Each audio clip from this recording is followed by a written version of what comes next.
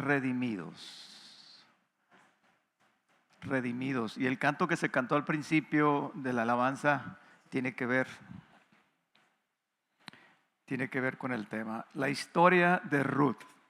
¿A cuántos les gustó la historia de Ruth la semana pasada? Ok. Vamos a seguir revisando este libro y a ver qué más nos puede enseñar. Amén. Ruth fue redimida. Pero no voy a explicar hoy lo que es redención.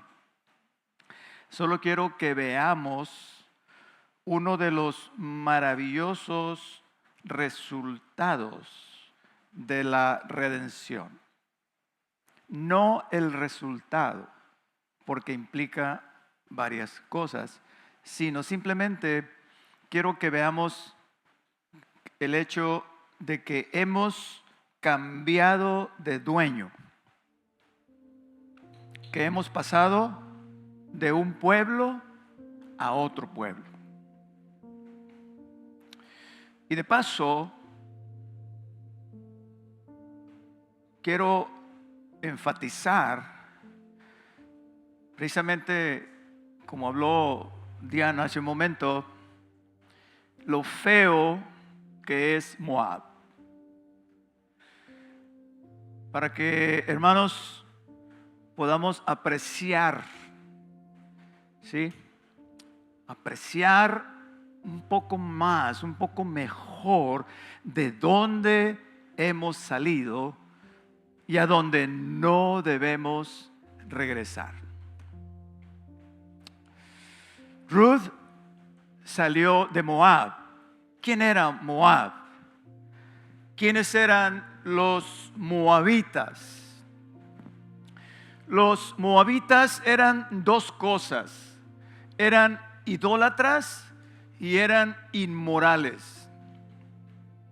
Hoy hablaremos de lo primero y si Dios quiere la próxima semana, si Dios nos da vida y salud, hablaremos de lo segundo. El tema será las consecuencias del pecado sexual. Pero hoy vamos a hablar un poquito, no mucho, pero sí un poquito de lo que es la idolatría. El libro de Ruth comienza en nuestras Biblias después del libro de Jueces. Inmediatamente después del libro de Jueces. Y el libro de Jueces termina de la siguiente manera. Capítulo 21, verso 25. En estos días, dice, no había rey en Israel, cada uno hacía lo que bien le parecía. Esta mañana veníamos caminando mi esposo y yo hacia el templo, hacia la iglesia, temprano, y comentaba ella de una situación que se dio aquí en México, no sabemos en qué estado, de un doctor, un médico que aplicaba una inyección letal a los pacientes terminales de cáncer, desahuciados, y él mismo se entregó. Dice, porque si no me entrego voy a seguir haciéndolo y mi conciencia no me deja tranquilo. Creo que eran casi 10 personas que él había mandado a la eternidad. Decimos, y ya le pregunté yo a ella, ¿y qué dijeron los jueces? Dice, no sé, hasta ahí yo. Entonces son situaciones que, bueno, a mí me parece hacer esto. Es que yo pienso que está sufriendo demasiado. Sí, pero tú no sabes qué piensan, qué dicen los familiares, o tú no sabes lo que pueda pasar, etcétera. Así estaba la situación, así vivía el pueblo de Israel, hermanos, porque no tenían un rey. Un rey pone orden, ¿sí o no? Fíjese muy bien lo que estoy diciendo. No tenían un rey. Un rey, ¿qué hace? ¿Qué hace? Un rey pone orden. Y el libro de Ruth comienza de la siguiente manera. Capítulo 1, verso 1. Aconteció en los días que gobernaban los jueces. aquí se da esta historia donde podemos ver la redención de una muchacha de la cual nacerían los futuros reyes de Israel. ¿Sí? Y finalmente el Rey de Reyes y Señor de Señores, el cual traería orden no solamente a Israel, sino al mundo entero. La Biblia es, hermanos, muy interesante. Ruth era moabita y por medio de la ley de la redención, ella vino a ser parte del pueblo de Dios, igual que nosotros. El apóstol Pablo en Efesios 2, capítulo 12 dice: en aquel tiempo ustedes estaban sin Cristo, alejados de la ciudadanía de Israel y ajenos a los pactos de las promesas, sin esperanza y sin Dios en el mundo. Así estábamos, hermanos, sin esperanza y sin Dios en el mundo. Y esta linda historia nos muestra lo grande que es, hermanos, la gracia de Dios. ¿Cuántos dicen gloria a Dios? Ella venía de Moab. Nosotros venimos del mundo. Moab era un pueblo maldecido. Moab significa salido de un padre o simiente de un padre, fruto de un incesto. Moab era un lugar feo y malo. El mundo, aunque aparentemente es atractivo, detrás hay mucho sufrimiento, hay mucho dolor. Estaba leyendo otro día sobre un héroe que yo tenía de niño. ¿Cuántos leyeron o cuántos se acuerdan del programa o de los cuentos de la leyenda de Tarzán, el hombre mono? ¿Se acuerdan? Todo salió porque miré una película de una muchacha que cruzó, la primera mujer que cruzó el Canal de la Mancha.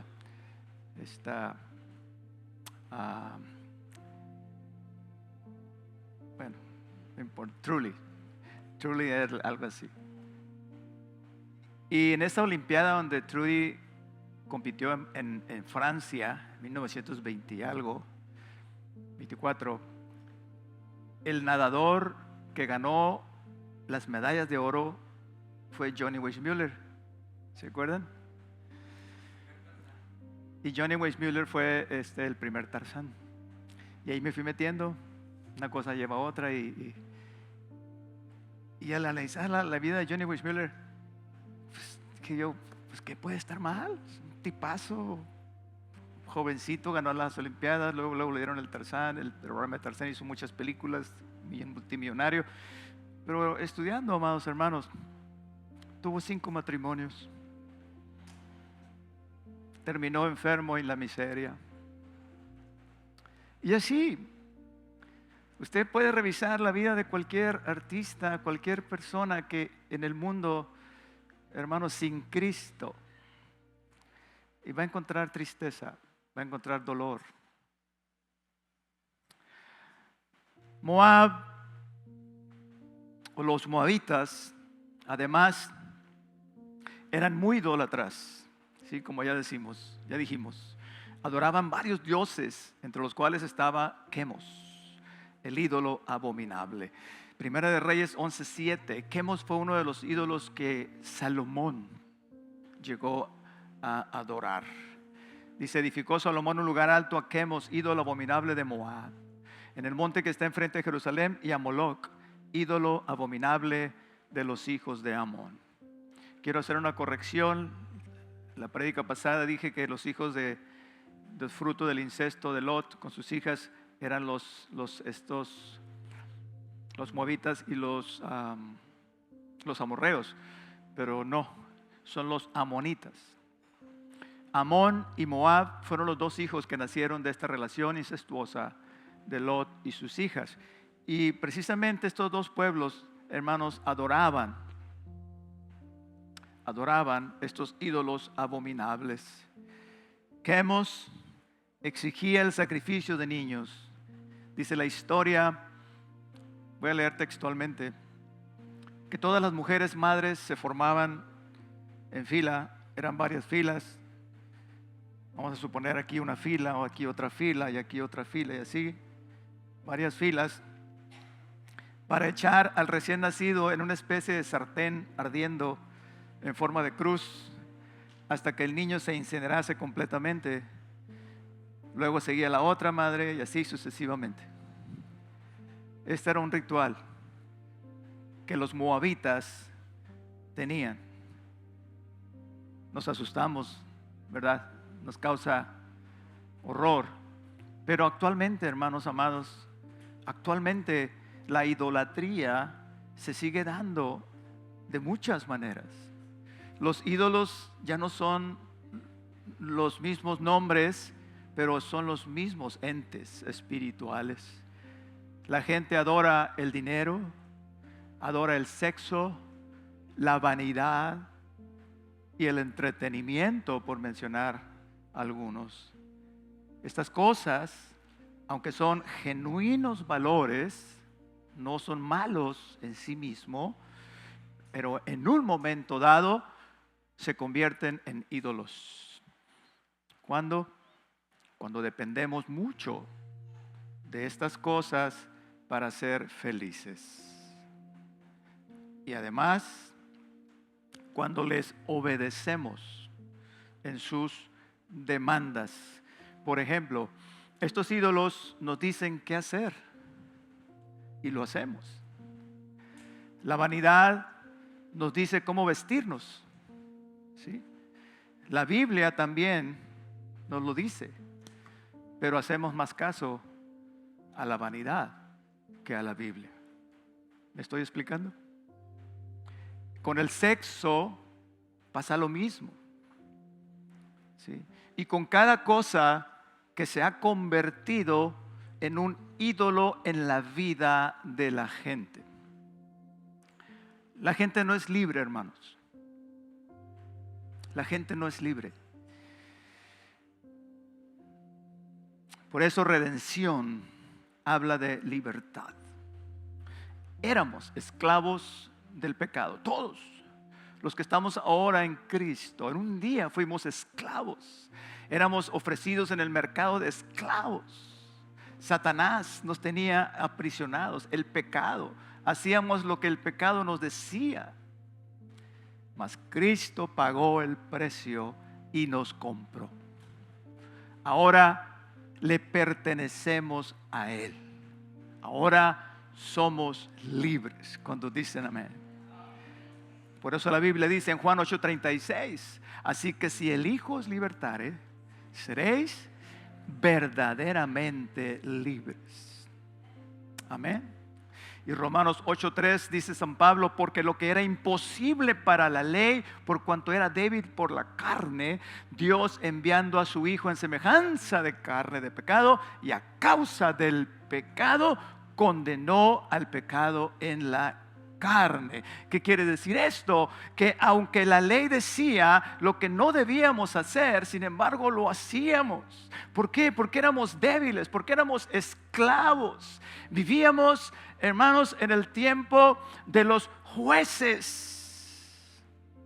Por decir, cada quien hacía lo que quería cuando vivíamos en el mundo, pero ahora tenemos un rey.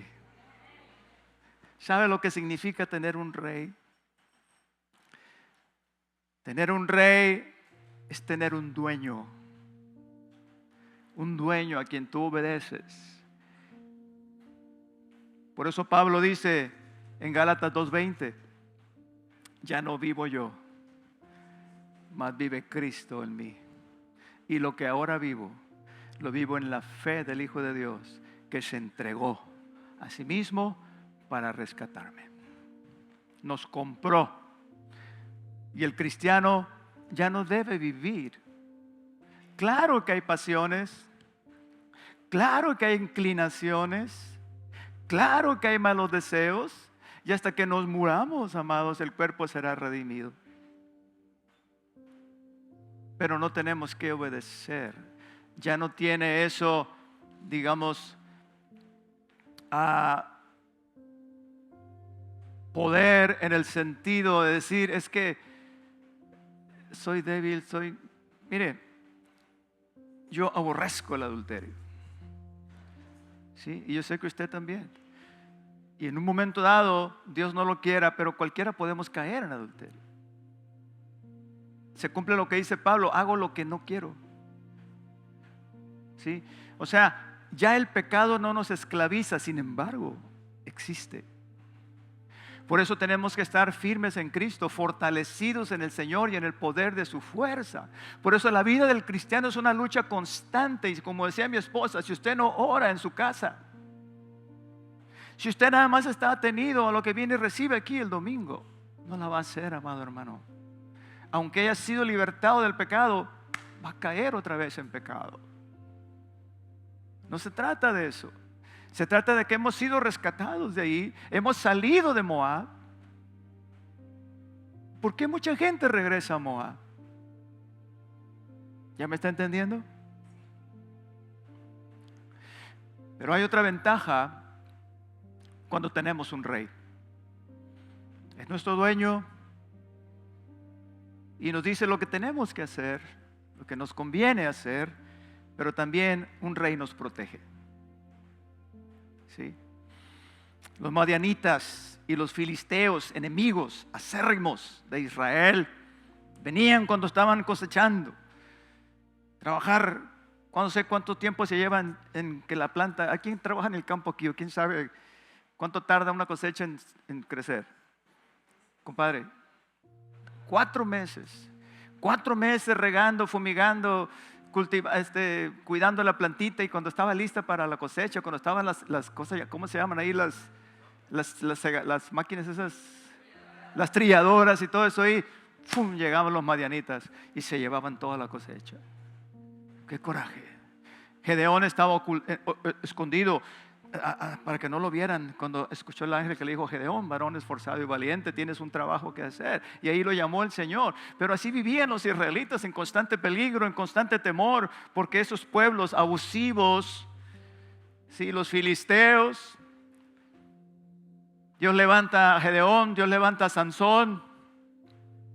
Pero no fue suficiente, amados hermanos. Acuérdense, la gracia sin la justicia no es efectiva. Hacía falta un rey. Vino David y los liberó de los filisteos. Vino el rey y convirtió a Israel en el reino más poderoso de la tierra. Hace falta un rey. Hace falta un rey en la vida del hombre. Y ese rey se llama Jesucristo. Así será en el final de los tiempos, cuando el Hijo de David traiga paz y justicia al mundo entero. Los ídolos, pues, nos esclavizan y les obedecemos. Y es muy importante que se toque este tema, porque incluso en la iglesia se da una especie de idolatría actualmente. No me refiero a esta iglesia solamente, sino hablo en términos generales. Por ejemplo, ya decíamos, el entretenimiento a muchos nos tiene bien agarrados. Y está bien, hermanos. Yo no digo que no veamos una buena película. Yo no digo que no pases tiempo. Hay muchas cosas que ver. Hay mucho bueno que ver. Pero no tanto que te robe el tiempo de Dios. ¿Sí me estoy dando a entender? También hay por ahí, hermanos, claro, aquí no, en esta iglesia no, en otra, por allá, bueno, otros que conocen más la vida de los artistas que la Biblia. ¿Sí o no? ¿Cómo se llama el del Titanic? ¿Ya ve? Ahí está, facilito. ¿Cuál es el quinto libro de la Biblia? Mire, no hay respuestas. Paz de Cristo, hermanos.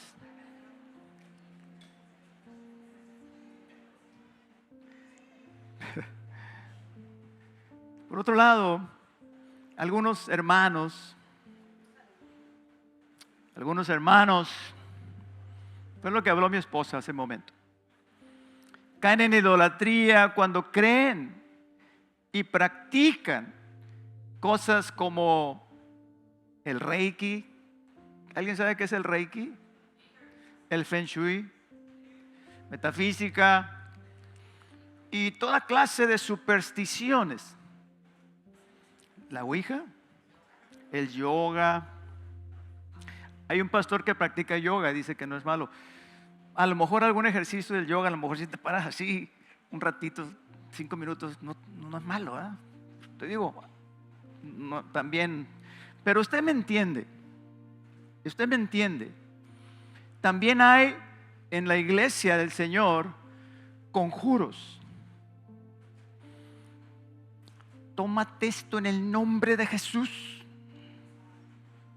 ¿Sí? ¿A cuánto les ha hecho la tía así? O la abuela o la mamá. Tómate esto, mijito, y tómatelo en el nombre de Jesús. Se te va a quitar, te vas a aliviar. ¿Cierto o estoy inventando? Yo declaro en el nombre de Jesús que te irá bien. Conjuros. Yo te declaro sano en el nombre de Jesús. Que la sangre de Cristo te cubra. Toda mi vida yo dije la sangre de Cristo. A mí me enseñó mi mamá a clamar la sangre de Cristo. Y voy a decir esto con mucho respeto y temor. Porque muchas veces la tradición nos hace caer en cosas que no son bíblicas, que no tienen un sustento bíblico. Me atacaba un perro y la sangre de Cristo, y el perro se quedaba así. Y yo dije, es el poder de la sangre, pero no, era el grito que pegaba uno y el perro se quedaba así. Amados, podemos invocar el nombre de Jesús en un momento de peligro. ¿Sí? Pedro lo hizo. Sálvame, que perezco. ¿Sí? Pero no su sangre. No le demos a la sangre de Cristo un lugar que no le corresponde. ¿Entiende? La sangre de Cristo tiene poder, pero solo para limpiar tus pecados y los míos. Nada más. El que tiene poder para librarte es Cristo. Y si tú clamas a Él, Él te va a librar. ¿Sí? Igualmente, el que te puede sanar es Cristo, no el hecho de que lo declare. ¿Sí me están entendiendo? Pero a mí me lo han dicho y con respeto y todo, buenas intenciones y se enfermó tu mamá, sí, la declaro sana en el nombre de Jesús. Y la gente lo dice con buena intención, pero lo hacemos de manera que con el tiempo se convierte en parte de nosotros y se convierte en cosas que no simplemente. Pero lo que sí es grave, hermanos, eso tal vez no sea tan grave, ¿no? Pero si tú tienes un mejor sustento bíblico, vas a declarar, ¿sí?, lo que debes declarar. Declaro, Padre, que tú llevaste mis enfermedades en la cruz y en tu nombre, Señor, yo te pido que sanes a esta persona. Es muy diferente. No es un conjuro mágico. Estás diciendo una declaración fundada en la palabra de Dios. Yo declaro, Padre, que esta mañana tu Espíritu Santo se derramará sobre todos nosotros.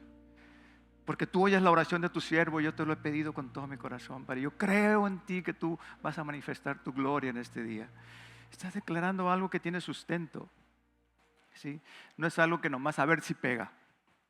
¿Sí me entiende?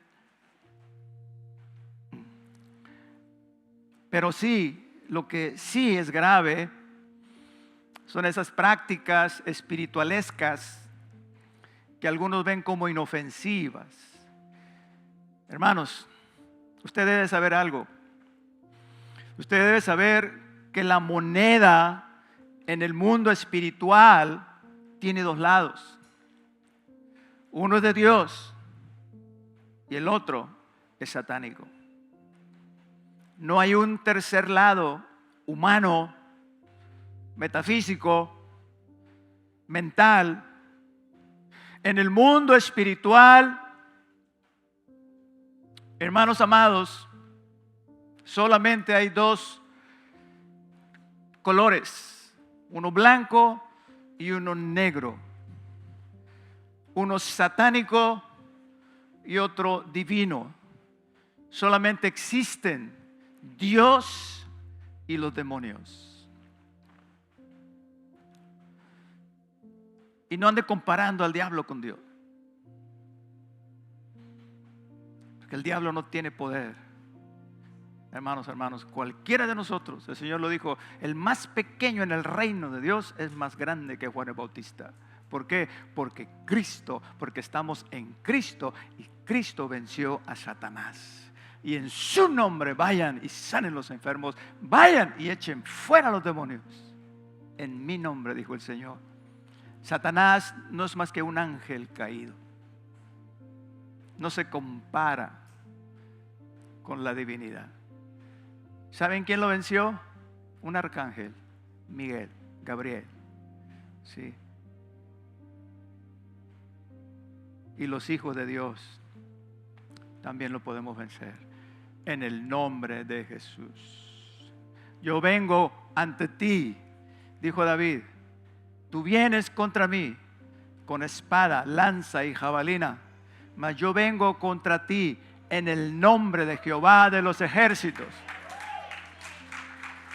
el Dios de los ejércitos, de los escuadrones de Israel, a quien tú has desafiado.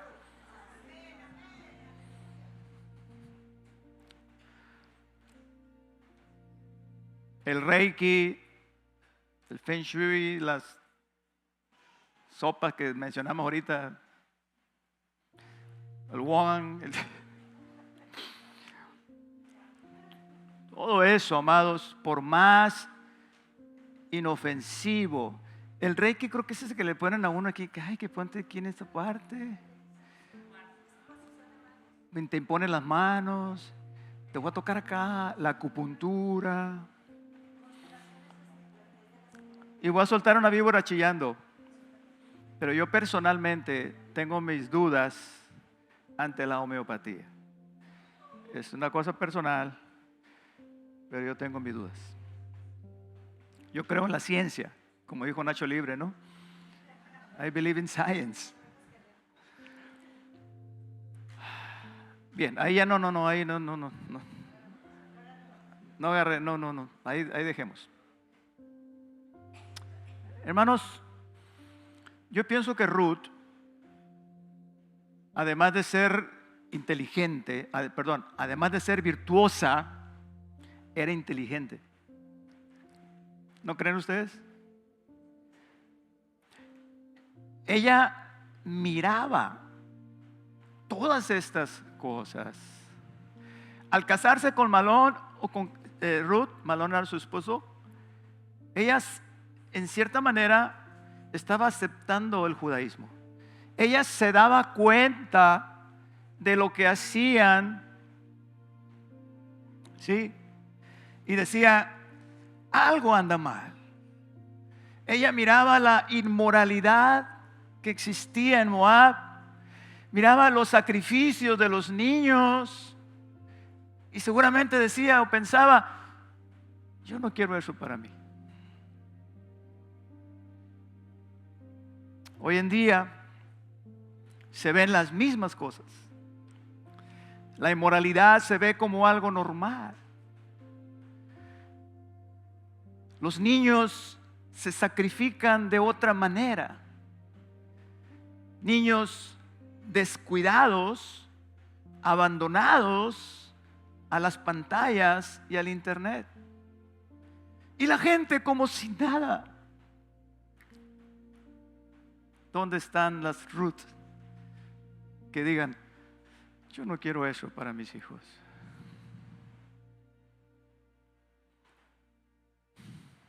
Yo no quiero eso para mí. Y no digo, hermanos, que la gente no sea inteligente. No estoy diciendo eso. Pero espiritualmente están ciegos, como estábamos usted y yo antes de venir a Cristo. Por eso nuestro deber es regresar y decir y contar, dice, las buenas nuevas, lo que hemos recibido. Dice, den de gracia lo que han recibido de gracia. ¿Has sido iluminado? Comparte la luz. ¿Has sido libertado? Comparte tu libertad.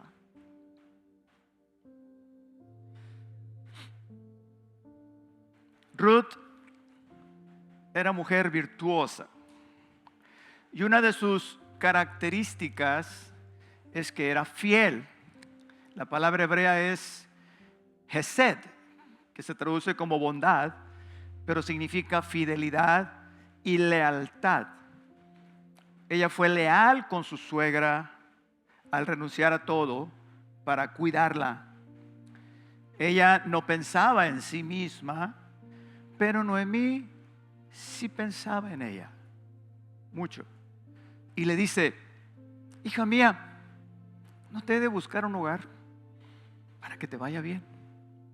Y no es vos, nuestro pariente, con cuyas criadas tú has estado. Porque según la ley, hermanos, para que Ruth pudiera dejar descendencia a su marido muerto, tenía que casarse con un hermano de él o un pariente cercano. Entonces vos era pariente cercano de Ruth. Noemí era muy viva, ¿sí? ¿Cuántas Noemí hay aquí? ¿Cuántas suegras de esas que yo te quiero para mi hijo? Ruth era muy viva, muy inteligente. Eran mujeres judías, mujeres, mis respetos para las mujeres judías. Para todas las mujeres, mis respetos, porque venimos de una mujer, porque no podemos vivir sin la mujer. Gloria a Dios por las mujeres. Gloria a Dios por mi vieja.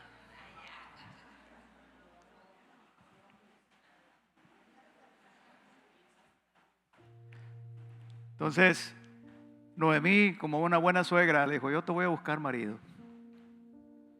A esta ley del pariente cercano se le conoce como la ley del descalzo. Y está en Deuteronomio capítulo 25, del 5 en adelante, y dice, cuando hermanos habitaren juntos y se muriere uno de ellos y no tuviere hijo, la mujer del muerto no se casará con hombre extraño. Su cuñado se llegará a ella y la tomará por mujer y hará con ella parentesco. Y el niño que naciere sucederá con el nombre de su hermano muerto, para que el nombre de este no sea borrado de Israel, o sea, se heredará. Y si el hombre no quisiere tomar a su cuñada, entonces irá a la puerta a los ancianos y dirá la mujer, mi cuñado no quiere suscitar nombre de Israel a su hermano, no quiere emparentar conmigo. Entonces los ancianos de aquella ciudad le harán venir al fulano y hablarán con él. Y si él se levantara y dijere, no quiero tomarla, entonces se acercará la muchacha delante de los ancianos, le quitará un zapato, el calzado del pie, y le escupirá en el rostro y le dará una cachetada. Eso lo puse yo. Y le dirá, así será hecho al varón que no quiere edificar la casa de su hermano. Era una ley en Israel. Capítulo 4 comienza diciendo que vos, hombre justo, tenía que cumplir con esta ley en la cual él sabía, mire, al Boaz le gustaba la Ruth, ¿sí?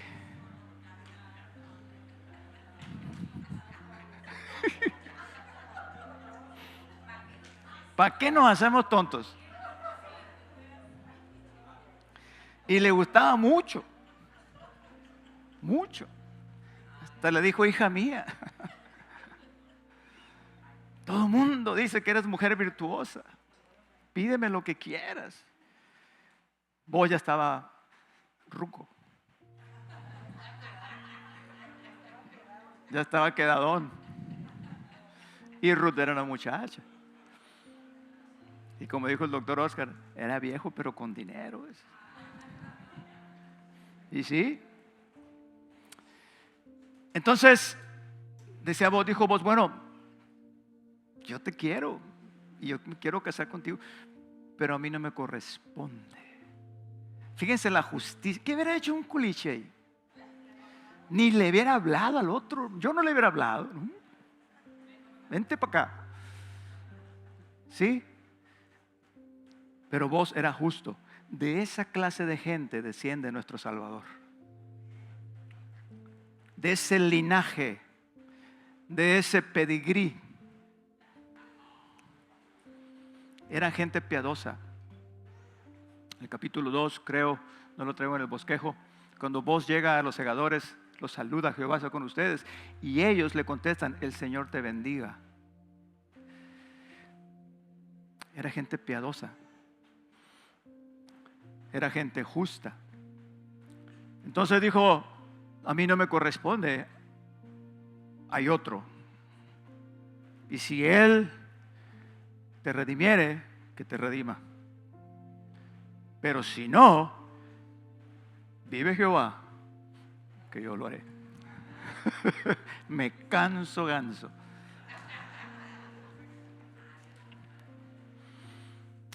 Y hermanos, ¿se imaginan el suspenso? ¿Se imaginan la tensión, el estrés? Dice el capítulo 4, verso 1, subió Boaz a la puerta y se sentó allí a esperar al pariente. Y aquí que dice, aquel pariente de quien Boaz había hablado, venía y le dijo Boaz, fulano, ven y siéntate. Y él vino y se sentó. Y entonces él tomó a 10 varones de los ancianos de la ciudad, que era conforme decía la ley, y dijo, sentaos aquí. Y ellos se sentaron. Entonces vos le dice al fulano, primo, Noemí vende su terreno, ¿lo quieres? Claro, sí lo quiero. Bueno, pero también por ley tienes que llevarte a la viuda de su hijo. Entonces dijo el amigo, no me conviene. ¿Por qué? Hay varias razones. La tengo que mantener, ya estoy casado. El hijo que tuviere con ella heredará y no mis hijos. O sea, había ciertas situaciones que este señor, al igual que Orfa, pensó en sí mismo y dijo, esto me va a traer problemas a largo plazo. Para que comparen, amados hermanos, las clases de personas, ¿sí?, que vemos en el mundo. Vos se goza grandemente y se casa con Ruth. Ahora, analicemos algo que tiene que ver con nuestra redención. Ustedes conocen la historia. Ruth vino a ser parte del pueblo de Israel y parte de la genealogía de Jesucristo. Pero notemos algo que tiene que ver con nosotros también. Ruth capítulo 2, verso 3 dice que fue ella y espigó, cuando recién llegó de Moab, en los campos de Booz. ¿Sí? Ella no sabía que eran los campos de Booz. ¿Casualidad? Mi Biblia, Reina Valera Gómez, dice, igual que otras muchas Biblias que ya estuve estudiando, agregan la palabra por ventura. Y dice, y aconteció por ventura que aquella parte del campo era de Booz. ¿Casualidad o elección divina? Ruth fue escogida por Dios. Y aquí comienza, hermanos queridos, nuestra redención. Fuimos escogidos. Alguien dele gloria a Dios porque no me entendió. Ni usted ni yo buscábamos a Dios. Dios nos buscó a nosotros. Ni usted ni yo merecíamos.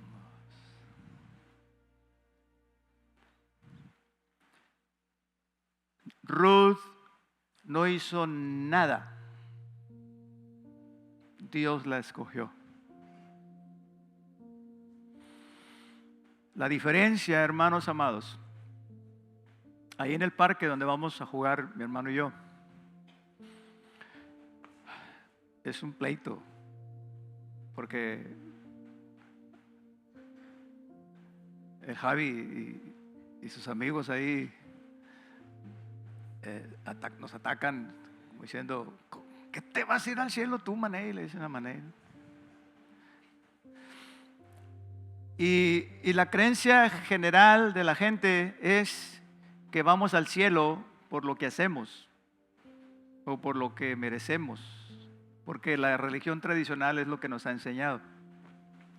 Amados hermanos, pero la diferencia entre el cristianismo y las demás religiones es precisamente que todas las religiones, usted estudie el budismo, los musulmanes, la religión tradicional, todas giran en torno al hombre, lo que el hombre pueda hacer, lo que el hombre pueda recibir, todo para mi beneficio, y yo voy a ganar mi salvación, y el Dios está para servirme a mí.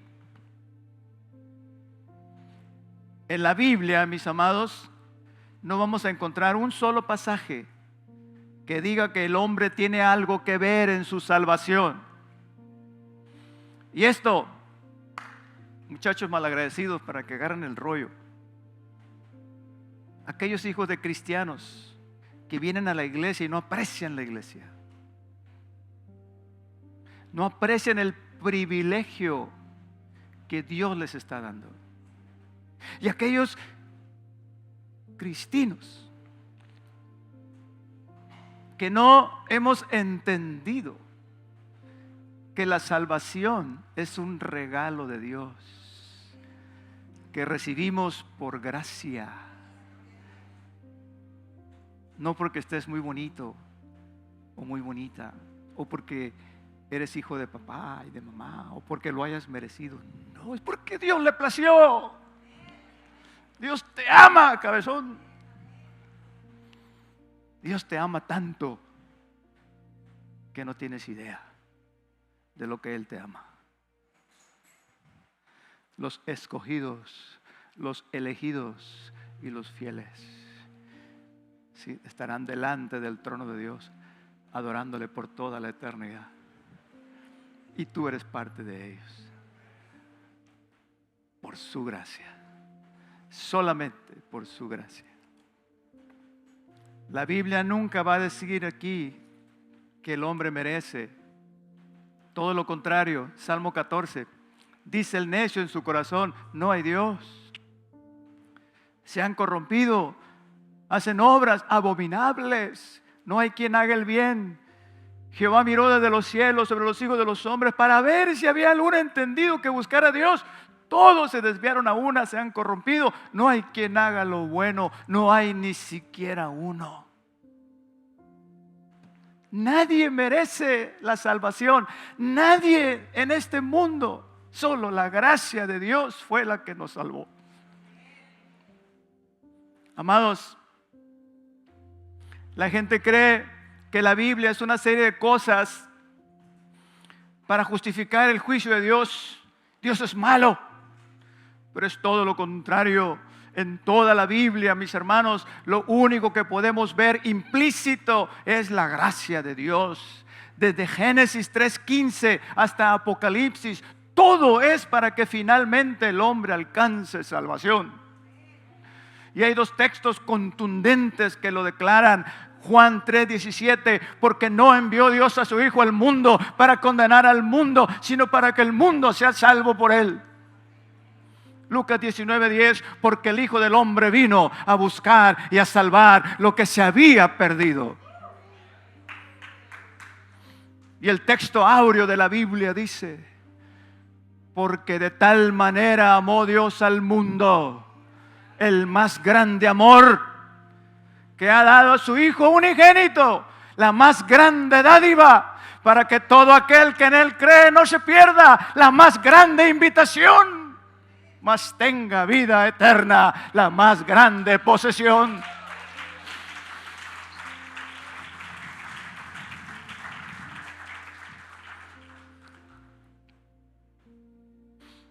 Cuando la gente llega al cielo, ante el trono, del gran trono blanco, y que sea juzgada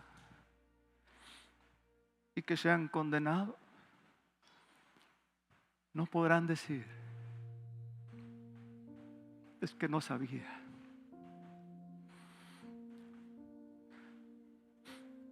Desde el mismo instante en que Adán y Eva cayeron, pecaron, Dios ya había provisto nuestra redención.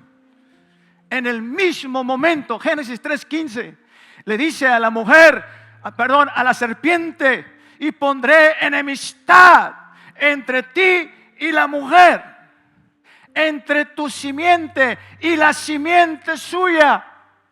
¿Cuál es la simiente de la mujer?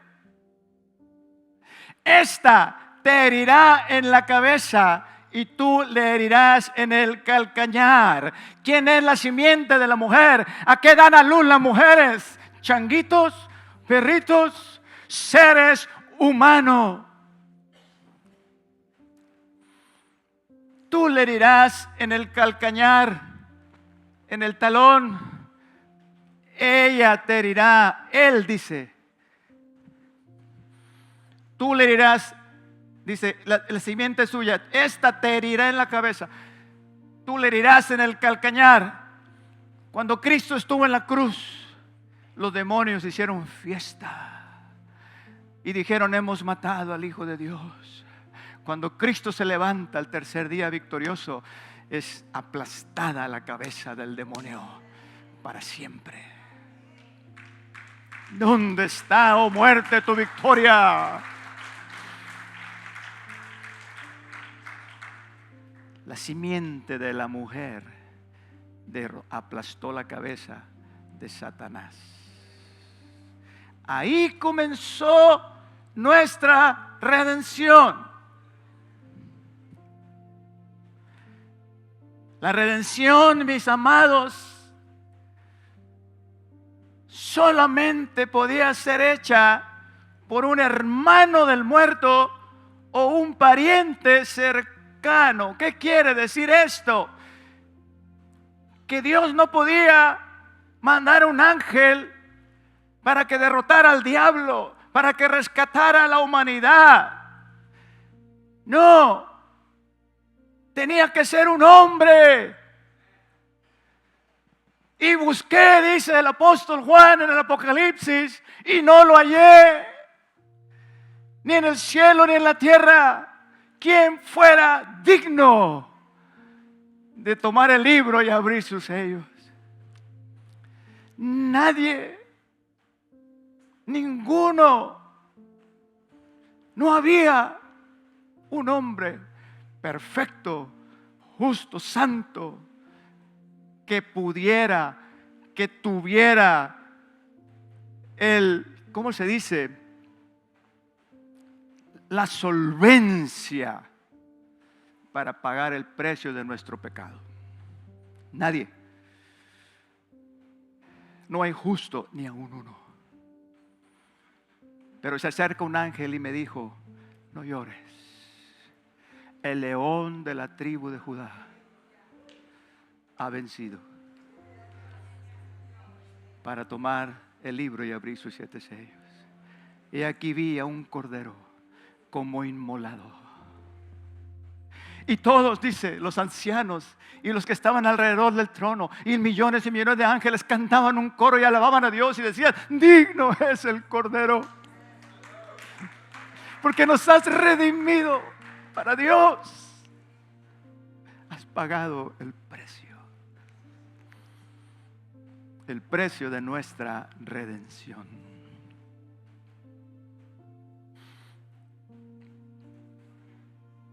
No podía ser un ángel. Hebreos 2:14. Así que, por cuanto los hijos participaron de carne y de sangre, Él también participó de lo mismo, para destruir por medio de la muerte al que tenía el imperio de la muerte, es a saber, el diablo. Con sus mismas armas lo venció. Jesús no usó el poder del Espíritu Santo para vencer al diablo. No, Señor. Jesús lo venció en la carne. Jesús sufrió y murió como un ser humano. Pagó el precio que tú y yo debíamos. Él sufrió lo que tú y yo deberíamos haber sufrido. Primera Timoteo 2:5.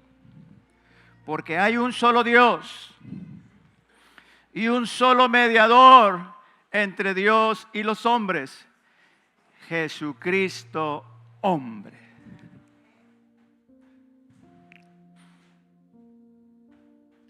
¿Se dan cuenta cómo Dios es justo? Cómo la gracia está sustentada por la justicia. Se tenía que pagar un precio. Y el Señor lo pagó. Dije que no iba a explicar lo que es redención, pero ya más o menos lo expliqué. Hay más de qué nos redime, etcétera. Pero quiero terminar, hermanos. Ya quiero terminar. Obed, el hijo de Ruth, llegó a ser parte de la genealogía del rey David y un eslabón en la cadena que trajo al mundo a otro niño que muchos años nació en esa misma ciudad, ante el cual el mismo David en el Salmo 110 le llama Señor.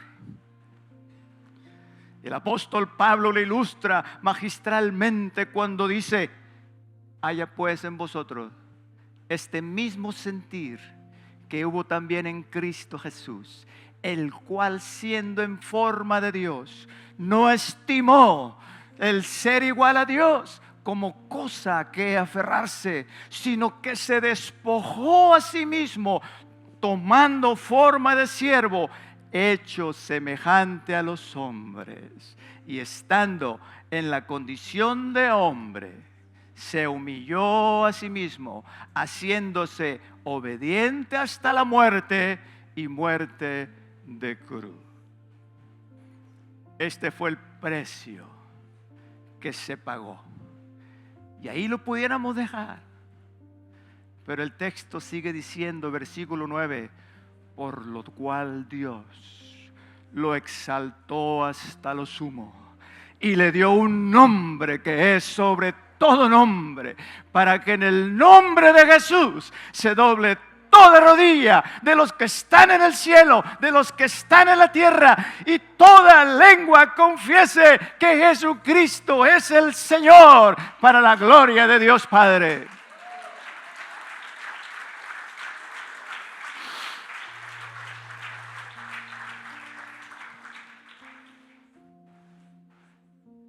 Se humilló hasta lo sumo, pero fue exaltado hasta lo sumo.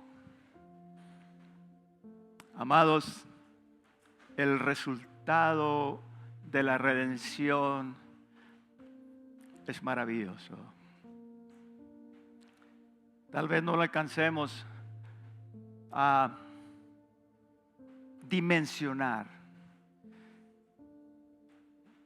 Ruth pasó, escúcheme bien, Ruth pasó de la maldición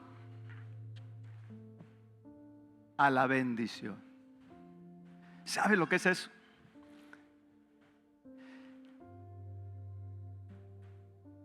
Este es el fruto, fíjese, de la redención, de nuestra redención. Gracias, hermano, usted lo está entendiendo. El fruto de nuestra redención es que hemos pasado de muerte a vida, hemos pasado de maldición a bendición, de una vida de dolor y sufrimiento a una vida de dicha y felicidad en Cristo Jesús. Noemí, no me llaméis Noemí, llamadme Mara, porque el Todopoderoso me ha angustiado. El libro comienza con la amargura de Noemí.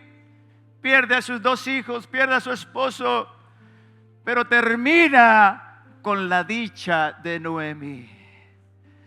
Obed fue criado sobre sus rodillas y era llamado el hijo de Noemí. Dios había quitado su amargura y la había convertido en dicha. Amados hermanos, la vida en Moab es cruel. ¿Cuántos pueden decir amén a eso? Hay hostilidad de parte del maligno para los hijos de Dios. Hay dolor y hay sufrimiento. ¿Cuántos pueden decir amén a eso? Pero Cristo nos redimió.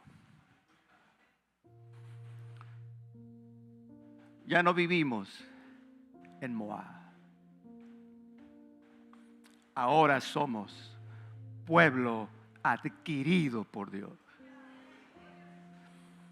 Vosotros, dice el apóstol Pedro, vosotros que en otro tiempo no erais pueblo, pero ahora sois pueblo de Dios, que en otro tiempo no habíais alcanzado misericordia, pero ahora habéis alcanzado misericordia. Gracias, Dios, por habernos redimido. Alguien dele gloria.